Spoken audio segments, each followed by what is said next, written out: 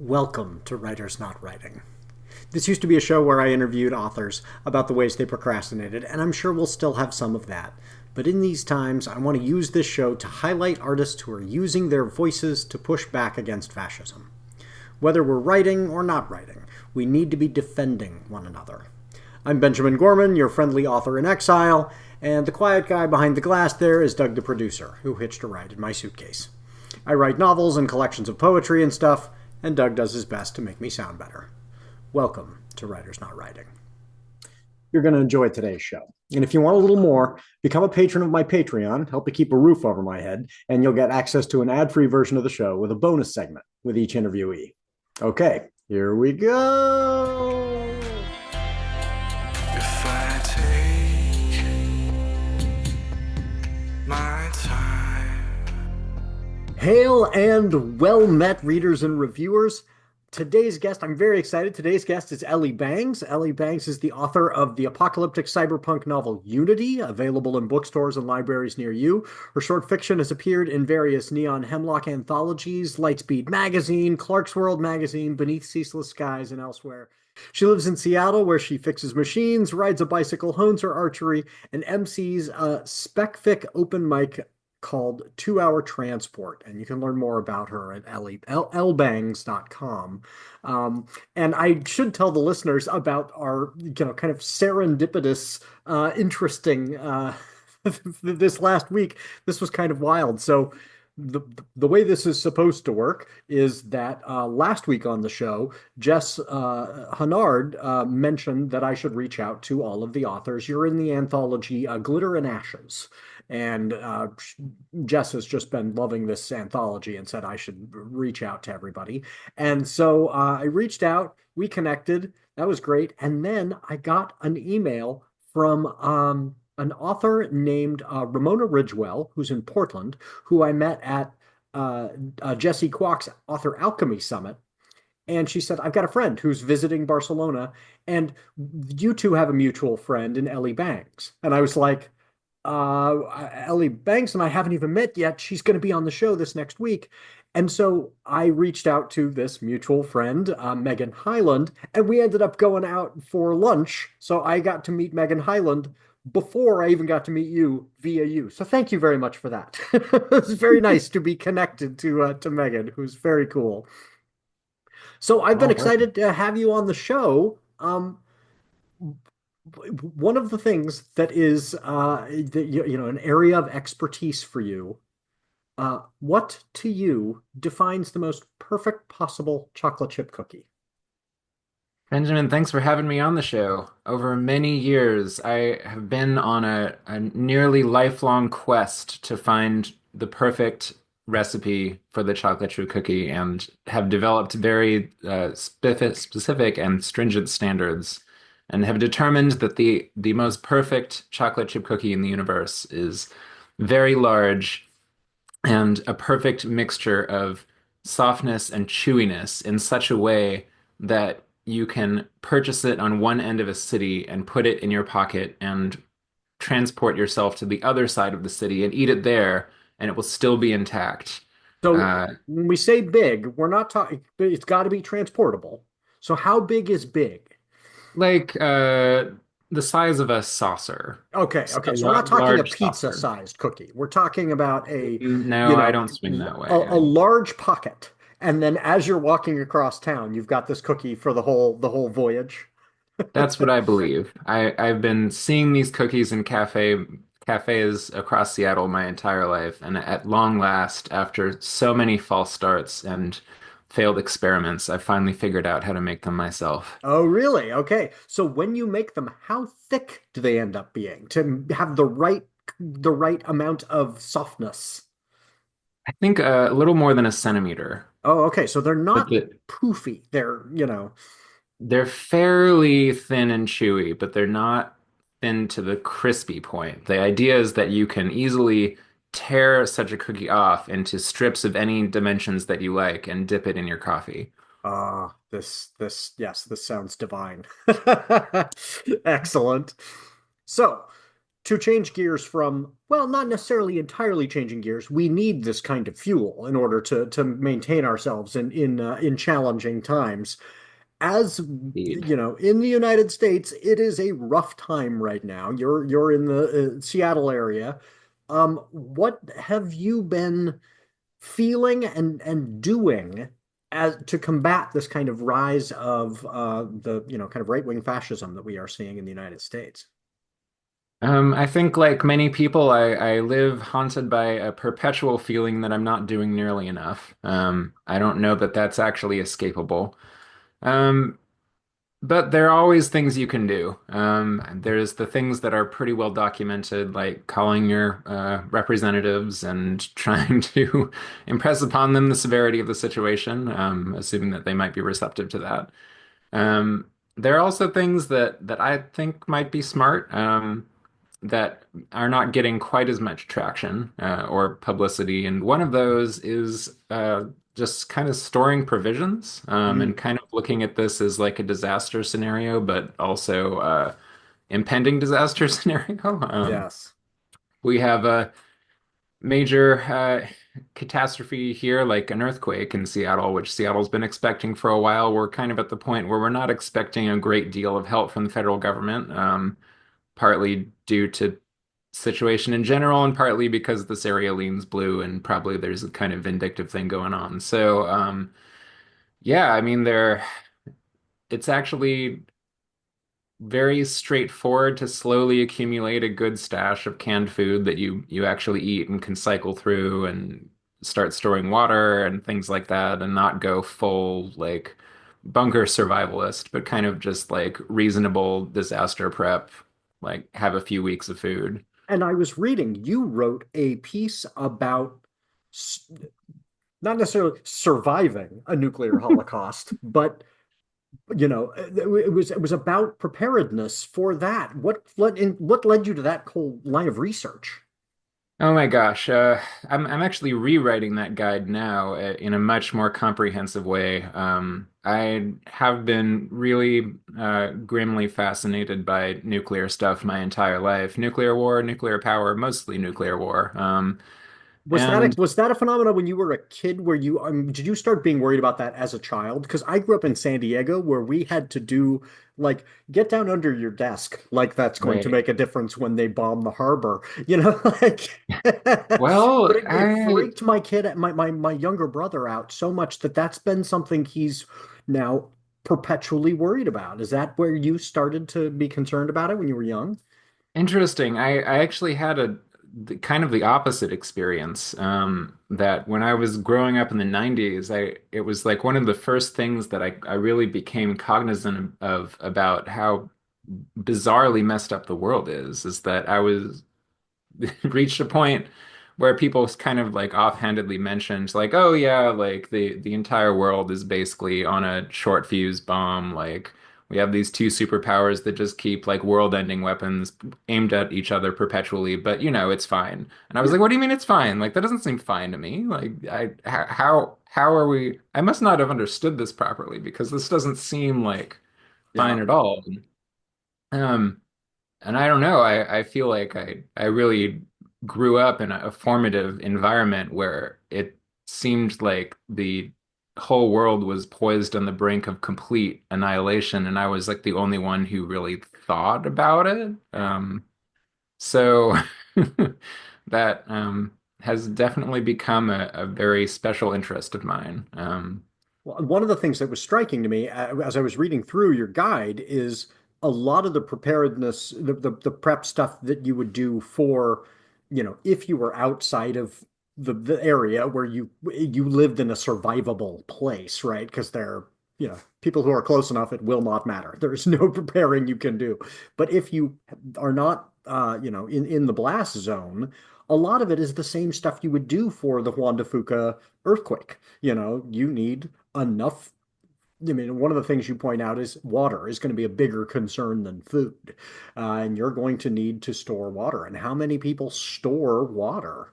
You can fill a bathtub in that moment, but how do and so I thought it was a useful document to just have. Like, Awesome, I'm glad. Yeah, Yeah, it's I mean, besides that, Fallout is a really weird hazard that where most people will not find intuitive. It is like preparing for any other disaster. It's just like a very large fire earthquake. yeah. Yeah, well, and I think you're right to notice that in kind of the breakdown of systems for addressing disasters in general, as it becomes, oh, the federal government is, feeling petulant and therefore is not responding. I think more and more responsibility is going to fall on people to go, how do I prepare myself for the big fire that is going to be more frequent, the the earthquake that is impending. I Right. also read this really grim piece on, I believe it was the Bulwark, or maybe it was some Substack, that was saying one of the consequences of kind of breaking a lot of our alliances is that many countries that don't currently believe they need to have nuclear weapons are going to go, well, we're Poland. We are on the border with the Soviet Union. We could always count on the US for nuclear support, and now we can't. We're going to need to nuclearize. And that kind of proliferation is dangerous for all of us. So there's got to be, Yeah. for folks like you and I who worry about that, there are stories there. Yeah, definitely. And it's a more bitter than bittersweet, but as someone who's really kind of always wanted the American Empire to not be the American Empire, it's a very kind of awkward situation to see it being dismantled, but like very quickly and in a way that's actually not better for the world. I want to follow up on this because this is something that I have felt that tension about too. Like we are losing a hegemonic of the United States. I've now said I can't bear this anymore. I'm out of there. But the that kind of hegemonic position it is a loss for residents of the United States in lots of ways that I don't think they even think about. There is a huge benefit to having the currency that the rest of the world uses, for example. But at the same time, it's not like we've necessarily behaved well with that power. And so I do feel that tension where I'm going, oh, this is going to be painful. And so often it's going to hurt the people who are most vulnerable. But at the same time, I'm not so sorry to see the Empire go. No, I mean it's just it means now we have to worry about what is going to fill the void and will it actually be better. Yeah, At the moment, I'm a little bit pessimistic about that. yeah, yeah. So a lot of this stuff can just, drag us down. But I think it's worth focusing on. So, what are some things that, as the right wing kind of machine tries to flood the zone, that can get lost? What are some things where you are hoping people pay attention to some of these stories? I don't know that I mean, I'm reading probably the same news as a lot of people. I'm completely swamped in all the horror Yeah. as much as I can stand to be, and probably a little more than that. So I don't know that I and tuned into anything that other people are not. But if you're not trans yourself or are not closely related to a trans person, you may not be super tuned in to all the trans stuff that is happening at the federal level, where we're having our passports revoked, and like not just will they not give you the right gender marker, but they will actually take your passport. So that's a certainly a nerve-wracking situation where you're in a country that doesn't want you there, but doesn't want you to To leave. leave. This has Um, become immediate, very much a concern to my family. Just this last week, we met with our immigration attorney, and luckily, our kid has the X gender marker on their passport, and luckily, because they got it in time, Spain is a country that will say, okay, we are recognizing that. And we were very concerned that the Spanish government would say, because your government might not continue to recognize this is going to be a problem. And apparently it's not. But this is, yeah, I'm glad you're bringing this up. This is very, very worrisome to people on kind of a day-to-day basis. What will this mean? And just not knowing. kind of country to country. What will this mean here? What would this mean there? It is Yeah. scary. And also, the some of the obscenity law changes, potential changes. Like, have we actually seen those yet, or is that it is something I've been afraid of? Yeah, it's just definitely something I'm afraid of, or worried about. I it doesn't seem like we've exactly seen them actually happen. Maybe in particular states. I'm not States, yeah, totally plugged into the situation in Florida at this point, but um, I think that the thing that concerns me, just in my own for my own sake as a writer and for the sake of other trans writers I know, of whom there are a lot. There's a very vivid, thriving community of trans writers, which is cool.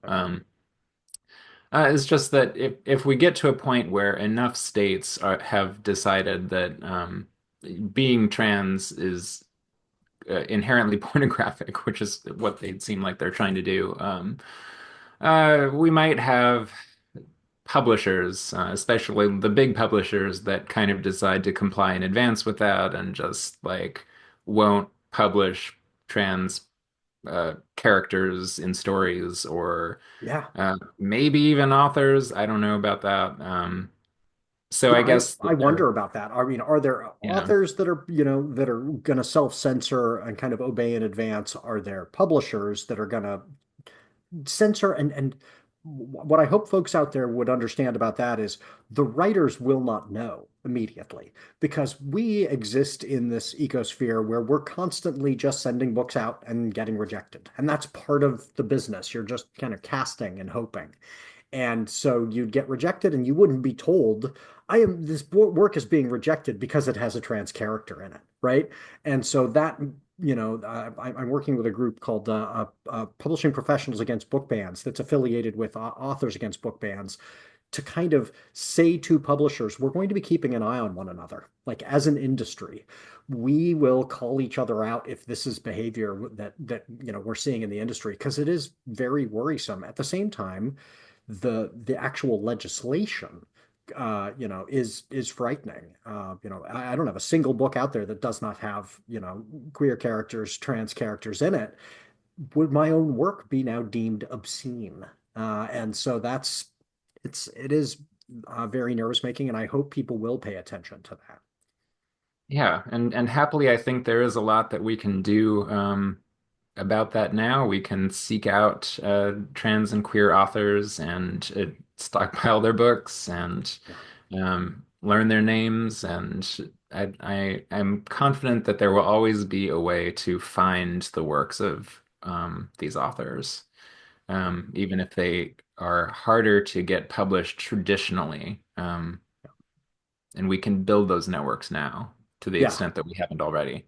Yeah, well, and that's, part of, I feel like my role is if I can be a publisher who is a safe distance, hey, your work is now banned in the state of Florida, but and anybody who publishes it would be under threat in X state, but I'm safely far enough away that I'm out of their jurisdiction. I can still publish this work, right? Right Because on.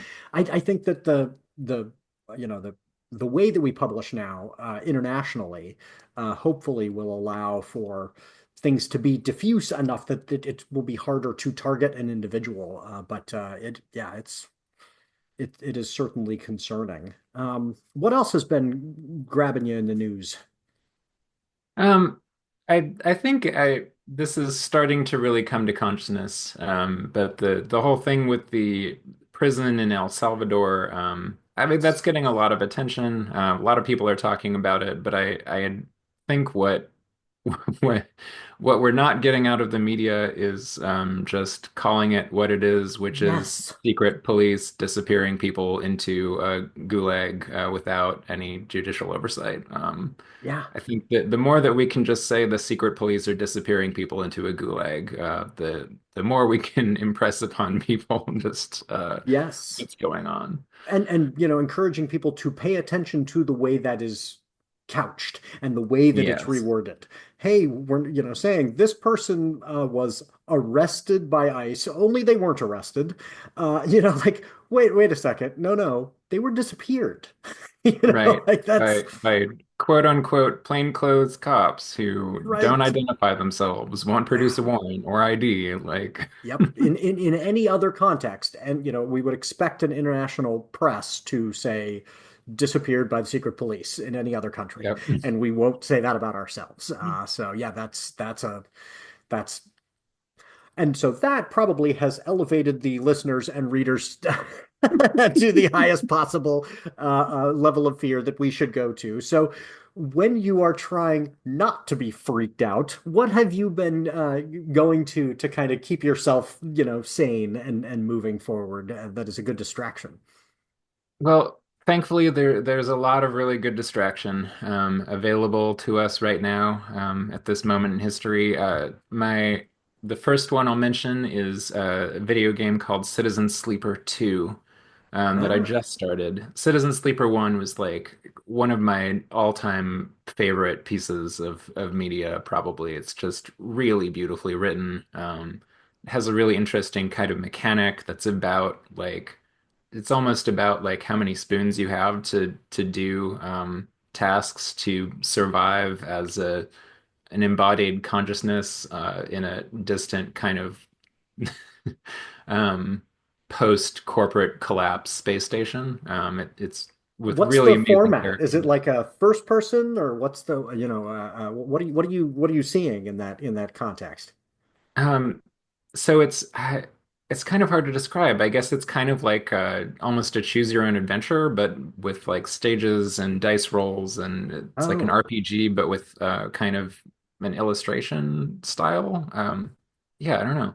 oh, this is this tabletop or is this a video game? No, it's a video game. Oh, okay. But it's is it turn-based? Yeah, effectively. Okay. Yeah. Citizen Sleeper 2. Okay, I'll have to check that one out. That sounds really. And so you're in a space station and you've got to escape, or what is your objective? Yeah, if you want to start with the first game I think is a great introduction to the concept. The second game is like much bigger so far, but I guess Hmm. you probably don't have to play the first one first. The concept is basically that in the relatively distant future, there's a technology to download human minds into mechanical bodies, and this is used to create a kind of class of indentured servants who are people on Earth who, for whatever reason, they're in debt, they need money, they take this work contract where their mind is shipped off world to labor in these distant colonies in a robot body. And at some point during your contract, you decide like you've had enough. And even though the whole promise of your contract is that you'll be downloaded back into your flesh and blood body on Earth, you decide to just like flee and you want to keep, living this life that you have and make it better and not be indentured. So you kind of are on the run from different authorities that want to try to drag you back, and you are trying to eke out a living on this kind of interestingly anarchistic, very richly described space station. I now that you mentioned the downloading part, this is ringing a bell. I'm trying to remember who I heard this from, and kind of one of the tensions is, do you want this thing or not at the end? Like, do you ultimately want to be uploaded or or not? And that's the way the first one ends, with that kind of decision point, right? And then the second one's is what happens from there. I think you play as a different sleeper in both games, Oh, maybe. okay. In the first one, there are actually a number of different endings, and every one of them is really beautiful in its own way, I think. And it's in that case, it's kind of a question of like, do you want to become something else? Do you want to stay on the station and keep trying to like build a life there? Do you want to go somewhere else and keep going on the run? There are a number Yeah. of ways you can go. Oh, that does sound cool. So what else has been keeping you sane lately? I just finished reading this really brilliant novella by Anne LeBlanc called The Transitive Properties of Cheese, Okay, which what is that about?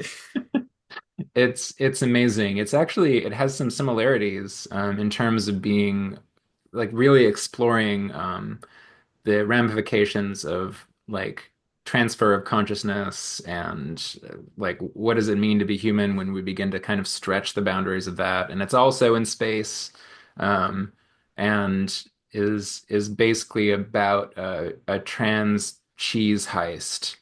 Um, so it's like there's this kind of undercurrent of kind of beautiful hilarity in the fact that they're going to these great lengths about cheese essentially, but um, at the same time, it's a really deep and interesting exploration of a lot of cybernetic themes that I Yeah. found really compelling. Yeah, some of the kind of the ethical questions of transhumanism are inextricable from the metaphysical ones, and that's what I Mhm. really enjoy about it. Is this, is this person now dead if their consciousness has been uploaded? Well, what does that mean? Like that is really, really interesting.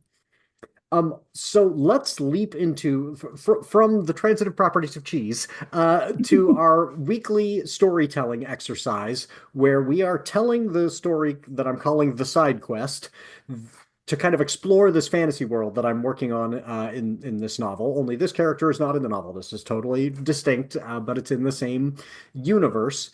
And last week we got to the place where our protagonist, Ziln Roth, 11-year-old young woman, little girl, 11 years old, is she has run away from home. She escaped with a merchant who did not know that she'd climbed onto this person's cart. And she was discovered, and she had to steal lunch for this person so that she could continue on with Jesmar, the merchant. And the point where we left off last week with our guest Brian last week was they arrived at the next town. And in this universe, if they are kind of caught out in the wilderness at night, it is very dangerous. There are terrors that are, you know, out in the world at night. And so you have to get to the next town. You can't just be wandering between places at night. They get to the next town, so that's fine. We are not dealing with the terrors yet. But when they arrive, there's some kind of disturbance. And when we arrived, they just heard, the noise of some kind of disturbance in town. And that's where I want to turn it over to you. What happens when Zil and Jesmar arrive in this next village? So I had this idea that maybe there's somebody in the center of town in the square kind of trying to sell everyone on a way of protecting themselves from the terrors. Mm. Maybe has some kind of enchanted object that they are hawking. And I love this, and it's causing disturbance in town because there's conflict about whether or not this is legitimate, right? Whether or not this, some people would be saying this is, a hoax, and some people would be saying this is great. This is a solution to this big problem. So yeah, what would be going on in the village in this context? So maybe he's he's been given the sales pitch for a little while and is saying, "Step right up, step right up. I have the solution to the horrors. You can protect yourself. Yes, you can go out walking at night without worrying." And right as he's in the middle of the pitch, someone runs up, like, shaking this thing that he's been sold and saying, like, "I went out last night using this thing and it did not protect me. This is pure charlatanism." And now you're gonna pay. And okay, and so and the crowd would of course be going nuts. So how do Zill and Jesmar engage with this from kind of the back of the crowd? Well, so I'm guessing that they could really use a way to travel at night if that is actually something that is possible and real. And meanwhile, the salesman and the disgruntled customer are getting in this fight because the salesman is insisting that the customer just didn't use the protection right, didn't like perform the ritual that activates it or whatnot. So Zil and Jesmar maybe are wondering like is it worth even exploring that this is actually a real thing? Um, And meanwhile, maybe they perceive that the salesman is getting in more trouble than he deserves, and maybe they're gonna try to like help him sneak out. Is that something they Oh, would do? yes. So, well, and what wards off the terrors is light. I mean, the light of the day. They can't be out exposed to the light. So this charm could be something that produces a great deal of light even at night, more than a normal lantern or, torch or something. And isn't easily demonstrated during the day. And so that could be maybe it only goes on in the dark. And so the person's kind of having to say, trust me, this works. you know, like, um, and so they decide they believe this person, or at least that the salesperson's getting a raw end of the deal and need to try and rescue this person. So how would they approach that? Hmm. Well, I guess Zill is already hidden in the cart. Maybe they can hide him in the cart if they can just like get the cart around the back of the tent and cover him up. And Jesmar is a salesperson, a merchant who sells, like the kinds of ingredients that are in things that are not yet completed, textiles that are, to then make other things, paper to make books, but not the books, right? And so they've got this cart full of these goods.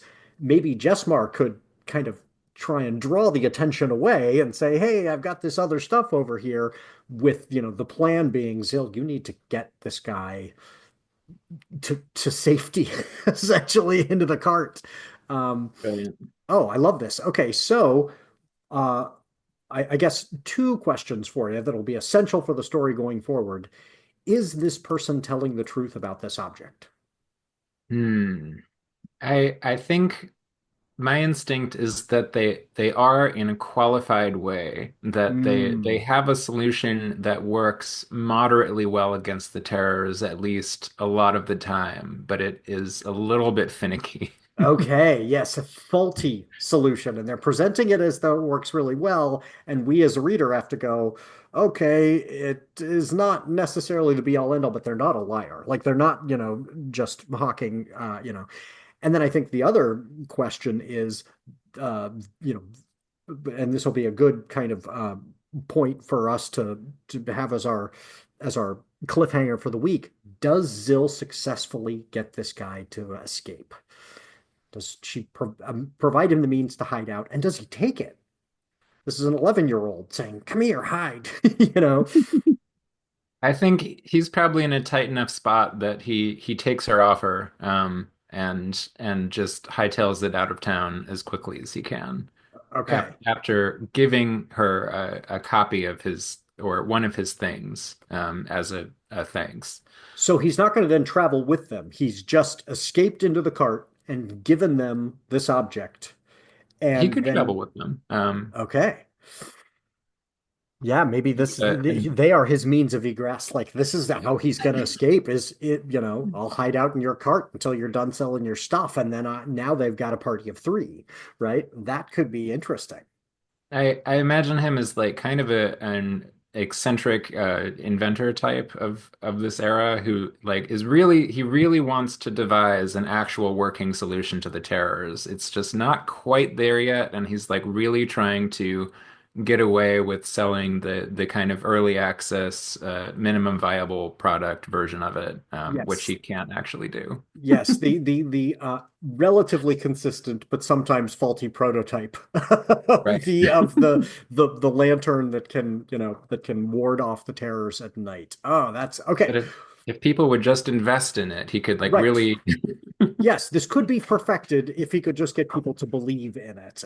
Oh, and maybe that's what he's selling. Rather than selling the object, he's selling an investment opportunity. Ah, I just need you to contribute, and you can be one of the early people. And oh, this is all fake. This is, and so now he's got this.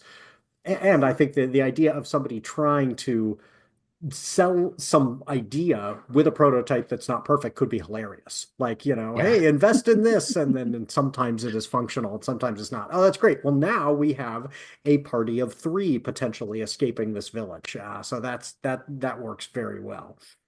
Okay, All so right. let's go to our commercial break. We'll come back to that story next week. But when we come back, I'm going to ask you what you've been daydreaming about lately. Hey, readers and reviewers. I want to put out an all call for guests who are fighting back against fascism. If you know an author or artist of any kind who is using their art or their platform to push back, especially if they are doing so in an interesting way that deserves more attention and support, share this show with them and encourage them to email NotAPipePublishing at NotAPipePublishing@gmail.com, and we'll get them scheduled. And if you're looking for inspiring or practical ways you can push back, be sure to subscribe to the show so you catch all the great guests folks are going to recommend. See you here each week. This week's episode of Writers Not Writing is brought to you by Jason Brick's The Bushido Chronicles. This duology of YA contemporary fantasy novels begins with Wrestling Demons. Varsity wrestler Connor Morgan and his mother moved to Portland, Oregon to get away from his drug-addicted father, but they didn't move away from trouble. At his new high school, 3 heavyweight wrestlers chase him through the halls. He runs away in his underwear past the girl he likes into the January cold. Then something weird happens. The next thing Connor knows, he's fighting for his life against supernatural evil with the help of new friends as he learns the power and dangers of his new destiny. The stakes rise as he discovers a powerful enemy bent on destroying more than just his high school. Ultimately, he must embrace his role in an ancient fight if he wants to save the day. And he still has to get good grades and a date for the prom.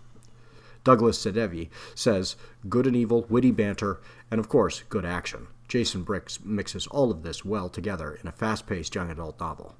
Debbie Dodds, author of Amish Guys Don't Call, says, written in the straightforward style of Gary Paulson with a dash of Terry Pratchett's magic.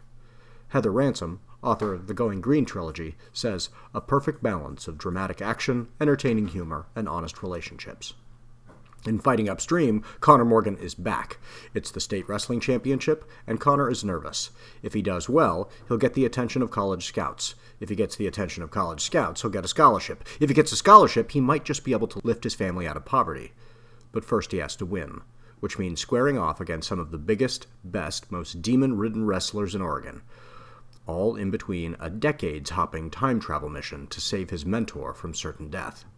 It's all in a day's work for a member of the Bushido Warriors, but sometimes a day can last more than 24 hours. Karen Eisenbray, author of Daughter of Magic and The Gospel According to St. Rage, says, this high-stakes thrill ride through time and space takes the medal for friendship and hope in hard times. Benjamin Gorman, author of Corporate High School and The Convention of Fiends, says, a triumphant story of the past, the future, and the virtues that endure. Debbie Dodds, author of Amish Guys Don't Call, says, laughter, love, and loops, time travel, tournaments, Tunaki and trials, history and heroes, warriors, wrestling and weirdness, sensei and sonic screwdrivers, fun, fights and friendship, Bushido and bombs. This book has it all. A story that both young adult and not-so-young adult readers will love. Get Wrestling Demons and Fighting Upstream wherever you buy books, or get 25% off the duology in paperback or hardcover from the NotAPipe Publishing store at NotAPipePublishing.com.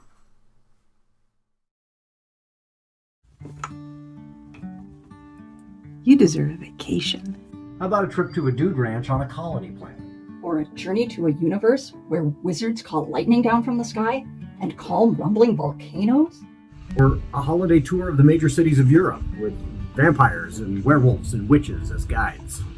Or maybe just a nice hot sudsy bath with a book of poetry that will make you cry and sigh and laugh. We've got you covered. A paperback will appear on your doorstep each month to whisk you away, and you'll return refreshed, enlightened, and ready to make the world we share a brighter place for everyone. Or if you prefer, you can sign up for a quarterly subscription and get 4 YA titles, 4 adult titles, or 4 collections of poetry per year. Plus, you'll get book club questions from the author before you start the book and an interview with the author afterwards. So, if you are in a book group or want to start one, this is everything you need in a kit. Will we occasionally throw in some extra surprises just to say thank you to our members? Of course. You can also give someone their very own membership with all of the rights and privileges pertaining thereto. So, find a reward level that's right for you. And share this with your friends. Join the Indulge Your Shelf book club today. Your bookshelves deserve a little pampering.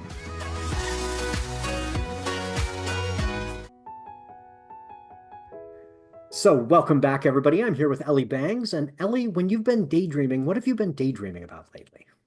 So this is a depressing answer, but as we mentioned earlier, I've been working on expanding my kind of uh, crude zine guide to nuclear war survival skills in the 21st century.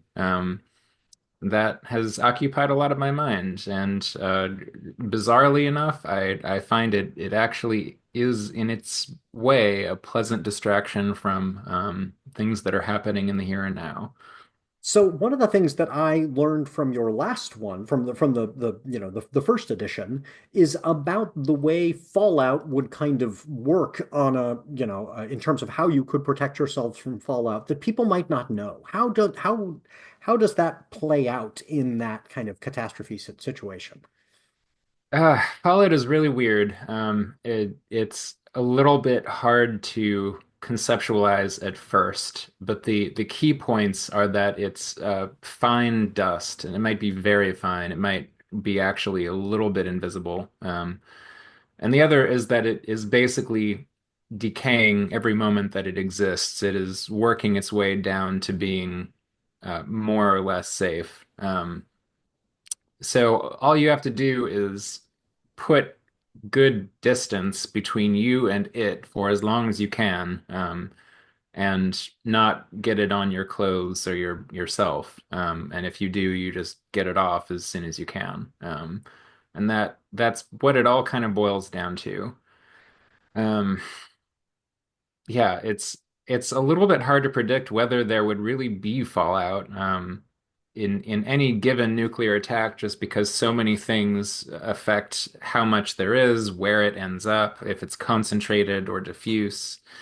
Um, but if you want an extreme example of what fallout actually manifests as, I think every American should really know more about nuclear testing in the Marshall Islands and how that affected the indigenous communities there. I think this nation really owes a very large debt that has not been repaid to the Marshallese. What were some of the effects? So the US tested like 67 different nuclear bombs in the Marshall Islands in the 50s and 60s, and there was one in particular that was um, really recklessly tested in general, but it also was three times as powerful as it was supposed to be. Oh my So gosh. it made an absolutely catastrophic amount of fallout that just fell on people and made a lot of people sick. And then was not cleaned up properly. Um, so yeah, that's the kind of most vivid historical example we have of what fallout is actually like. And were a lot of those illnesses immediate, or was a lot of that discovered, 20 years later when you had a much higher rate of this kind of cancer or that kind of cancer? It's a combination of things. I think a lot of the situation in the Marshall Islands today is not, it's not just that there was a particular explosion, it was that there was so much testing. There was a lot of just the residue of the cores of those bombs is concentrated in particular places. And as if that wasn't bad enough, the US actually, when they were doing the cleanup, they imported nuclear waste from the United States Gosh. mainland and Oh my buried it gosh. there on top of what they had already put there.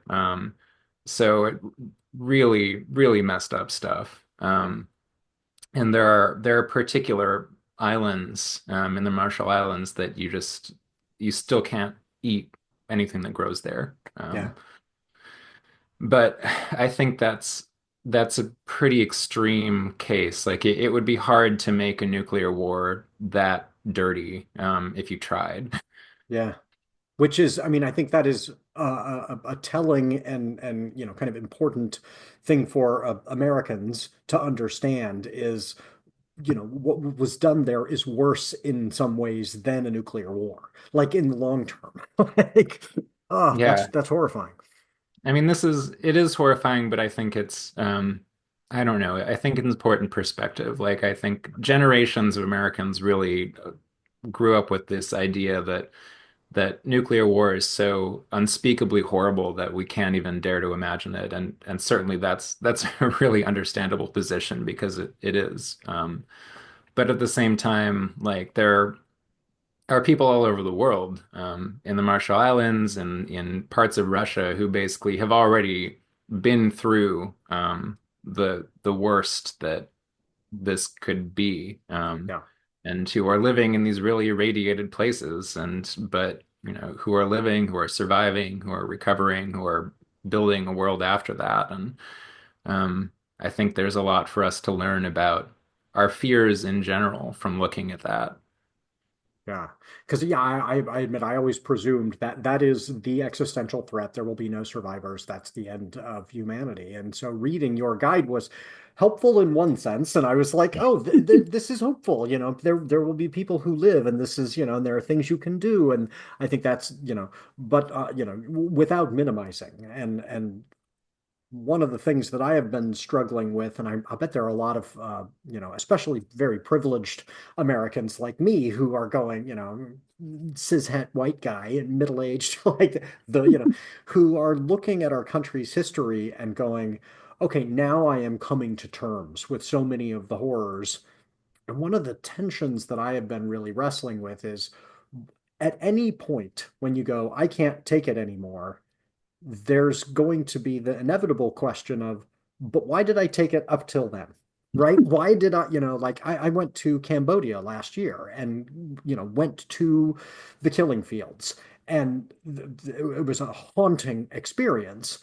And yet, what is happening in Palestine right now will be looked back upon as exactly as horrific. Like, and why is it that I was going, okay, why is it that we all went, what is happening in the Marshall Islands to the Marshallese people with this nuclear testing is necessary for the empire, right? That is tolerable. And yet, the threat of nuclear war is an existential threat. Like the amount of horror we bore, you know?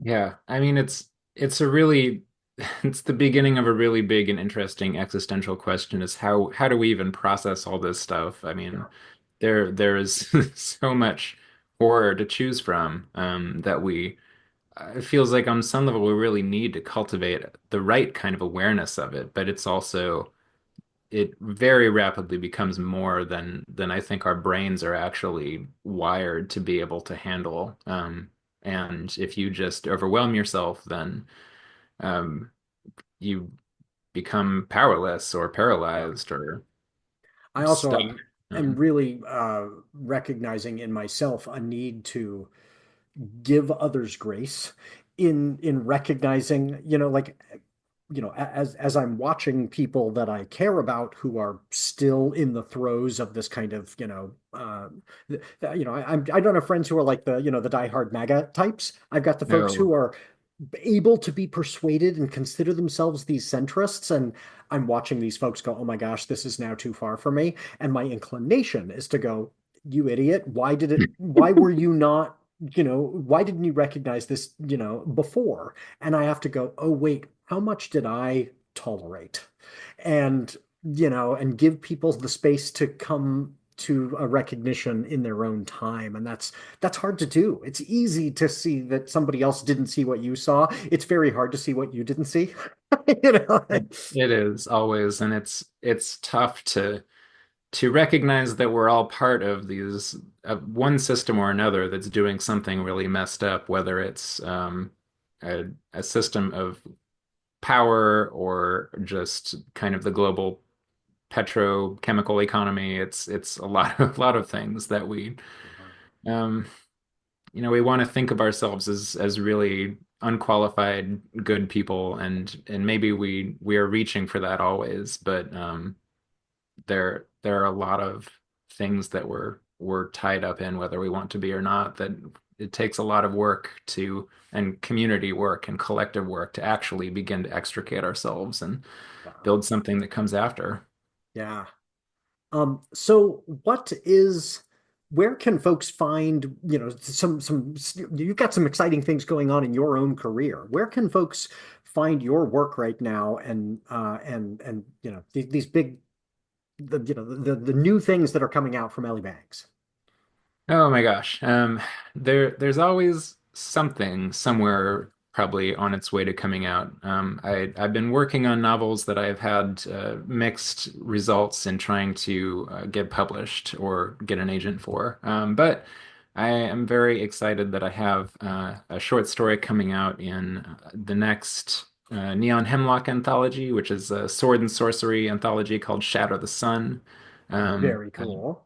I'm very pleased. It's actually the first sword and sorcery story I ever wrote. So it Oh, was a really? really When did you know when that one drops? sometime this year, late this Okay, year, good. early next year. I'm actually it might be a little up in the air, but I think it's been funded and everything. Okay, So good. So Shatter the Sun. So folks keep an eye out for that one. And then the book is, you've got books that are out there on sub, and that's something for folks out there to understand too, is this is a long process. Like it takes a yep. long time. Yeah, and I will not put you on the spot and ask you about them because they're on sub. Like that's we keep these kinds of but I can't ask genre. What kind of stuff are you working on getting out there into the world? The thing that I am really trying to sell right now is a contemporary fantasy trilogy. Mm. Which is also stretching myself. And but then it's taken long enough to try to find an agent for that that I just threw up my hands and started writing a completely different, unrelated novel, which is more very grim kind of climate fiction. Mm. Yeah.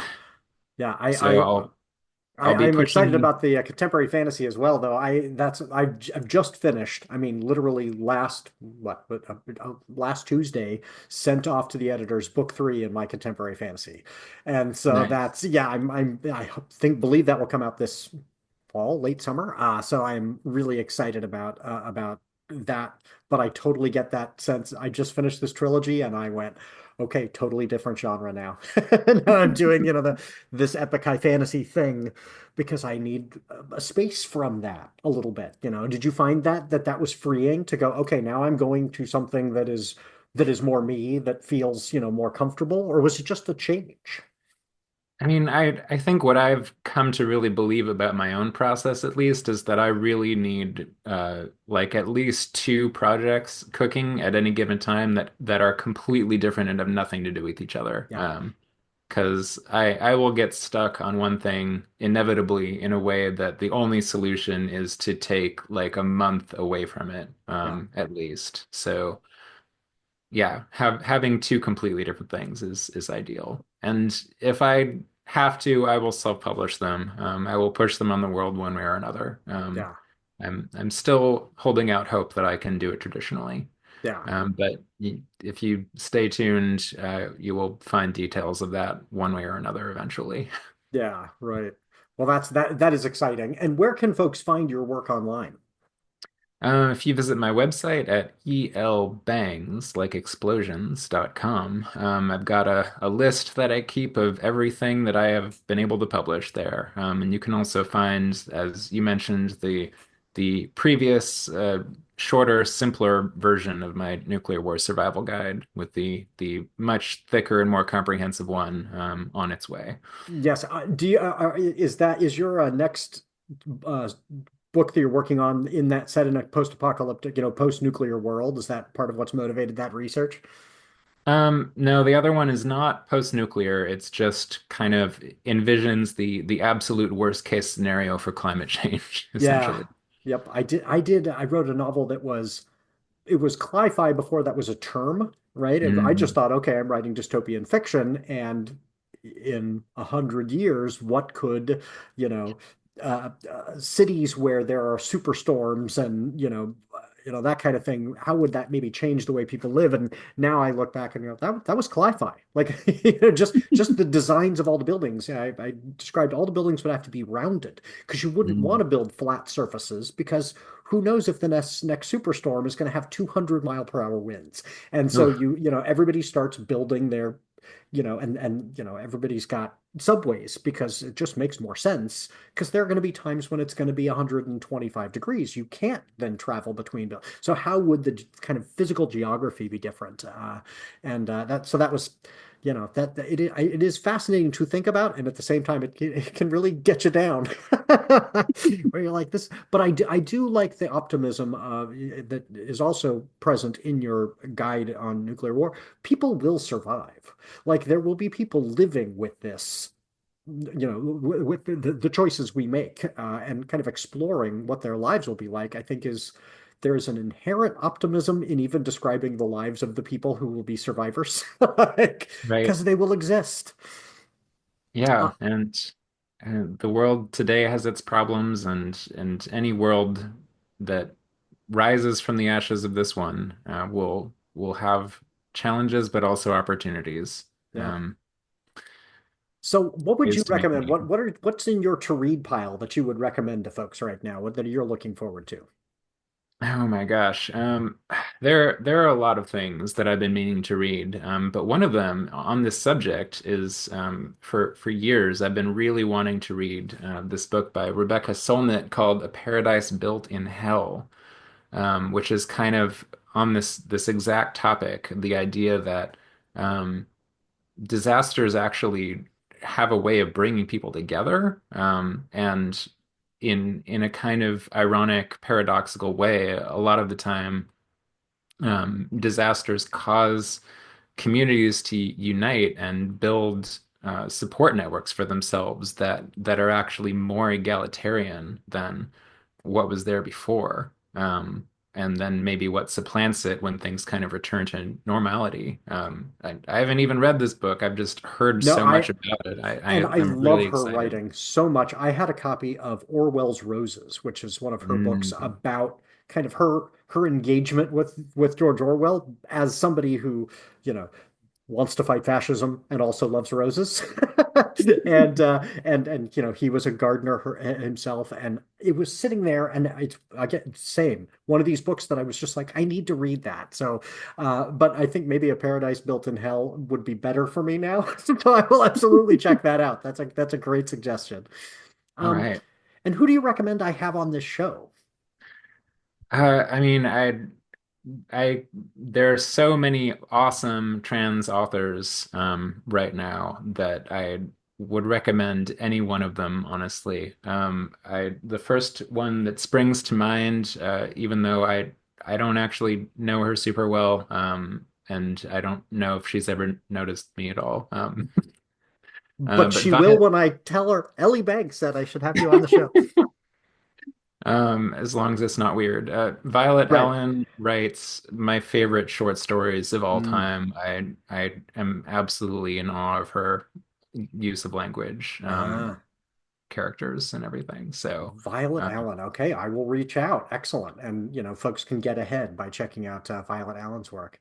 Okay, well, there's some folks I've got to thank before we get to our little send off.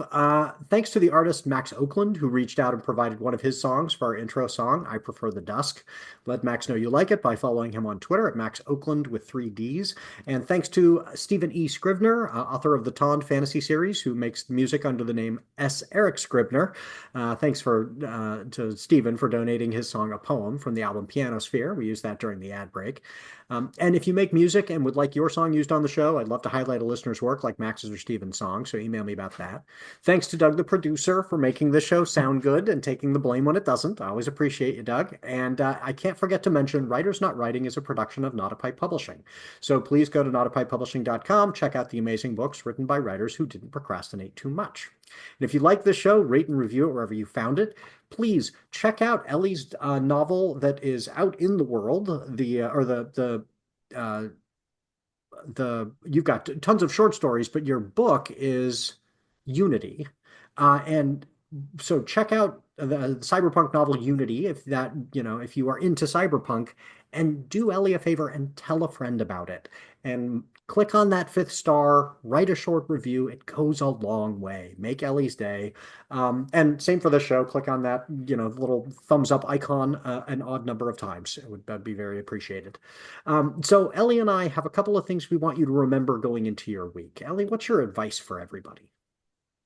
All we have to decide is what to do with the time that is given to us.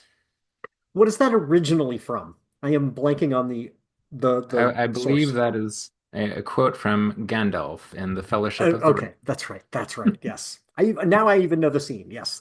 And I just remind everybody, all writing is political, speaking is political, not writing or speaking is also political because silence maintains the status quo. So please use your voice to make the world a better place. Thank you so much for being on, Ellie. This has been great. Thanks so much for having me. It's been a pleasure. Here's a tiny bit of our bonus segment just for supporters of the Patreon. The thing I always want to talk to people about that I don't get to talk to people about usually is how do we actually think the course of human history is going to go from here? Because I mean, of course, there are kind of infinite possibilities, and it's certainly more than a bit silly to think that we actually know which one is going to be realized. But at the same time, we can see a lot of possibilities from here that seem quite plausible in their own right.